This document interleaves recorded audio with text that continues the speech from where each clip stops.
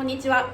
今回のテーマは多くの女性が悩まされている外反母趾について。この外反母趾ですね、私自身もそうですが、世の中に外反母趾じゃない女の人って果たしているんでしょうか。まず外反母趾というのは、例えば交通事故のように体に直接衝撃や打撃を受けるような急性の怪我ではありません。ある程度長い時間をかけて進行していく慢性の障害のことです。急性の怪我とか慢性の障害という言葉にピンとこないという人は、このように考えてみてください。野球のデッドボールやラグビーのタックルのように、人と人、あるいは人と物が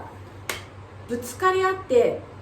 外力により、痛める場合が急性に分類されます。一方でゴルフのやりすぎで腰が痛くなるとか、ランニングのしすぎで膝が痛くなるなどの、特定の動作や姿勢を何度も行うような体の使いすぎによるものが慢性の障害に分類されます。言い換えると、慢性の障害とはある程度の時間をかけて進行していくという痛みということになります。その慢性障害ですが、特徴の一つに関節を支える力の低下があります。例えば慢性の膝の痛みでは、軟骨のすり減りや靭帯の緩み、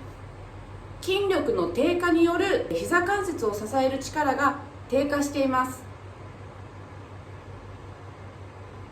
これは外反母趾でも同じことなんです。外反母趾が進行すると、中足骨と気節骨が徐々に逆方向にずれていきます。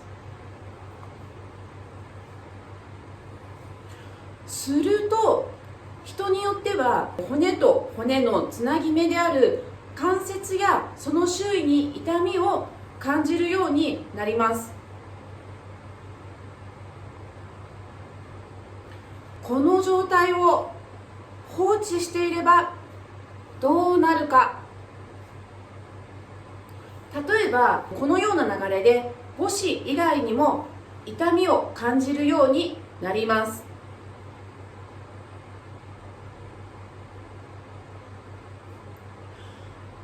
ですから外反母趾の進行を抑え、さらに矯正することで腰や膝の痛みがなくなる効果も期待できます。イエー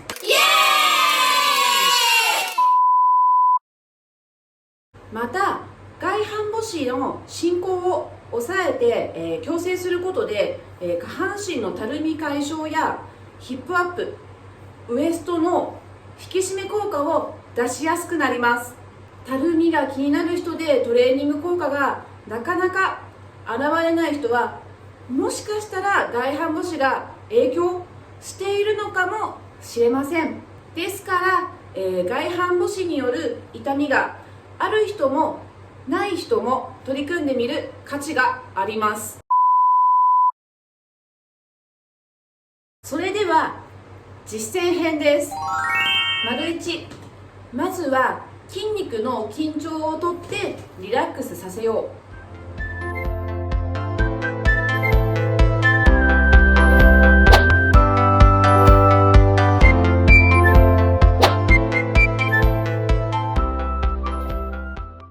そこで使用するのがこのゴルフボールです。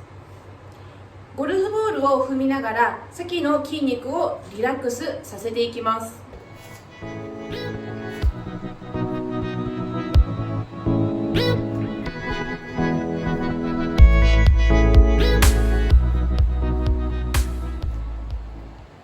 2、次に筋力を回復させる。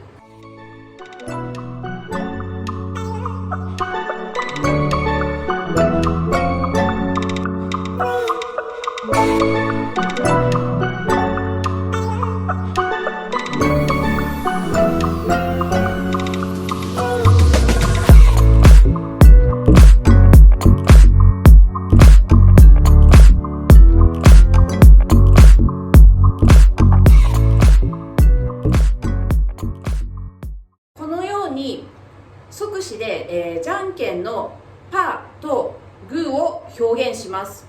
これで先の筋肉がバランスよく使われます。正しくできれば筋肉に力が入ってくる感覚がわかるはずです。5回から10回やってみましょう。さらに外反母趾の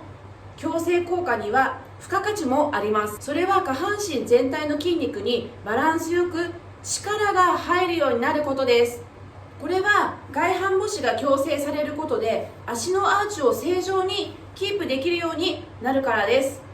足のアーチを正常にキープできれば足を支えている筋肉だけでなく下半身全体にもバランスよく力が入るようになるというわけです。つまり外反母趾を矯正した状態で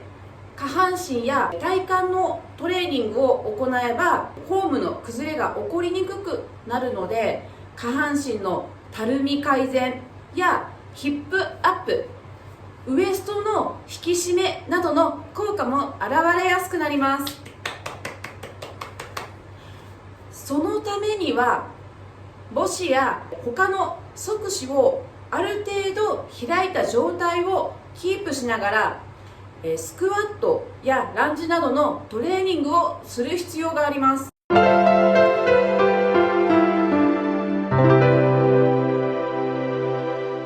ぜひ外反母趾の矯正法を取り入れてみましょう。はい、皆さん今回の動画いかがでしたでしょうか。参考になったという方ですね、今後の励みになりますのでぜひいいねボタンをお願いします。ご要望などこんな体操やってほしいなどございましたらぜひコメント欄にお願いします。 SNS 各種、Twitter、Facebook、Instagram やっておりますのでぜひチェックをお願いいたします。ご視聴ありがとうございました。チャンネル登録よろしくお願いいたします。